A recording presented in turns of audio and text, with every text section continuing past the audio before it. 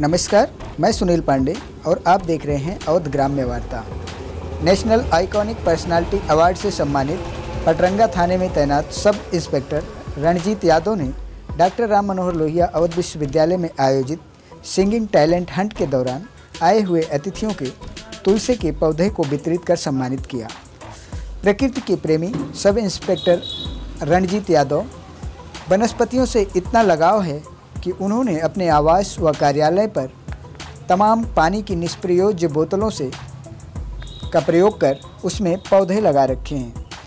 उन्होंने बताया कि इस तरीके से वो ऐसे प्लास्टिक का जो कि नष्ट नहीं होता है उसका सदुपयोग कर रहे हैं और दूसरा पौधों को लगा करके प्रकृति के जुड़ाव का दोहरा संदेश देने का कार्य कर रहे हैं। अयोध्या जनपद की खबरों से अपडेट रहने के लिए हमारे चैनल अवध ग्राम्य वार्ता को सब्सक्राइब करें। हमारी खबरों के बारे में जो भी आपकी राय है वो कमेंट के माध्यम से ज़रूर दें और खबरें पसंद आती हैं तो लाइक और शेयर करें।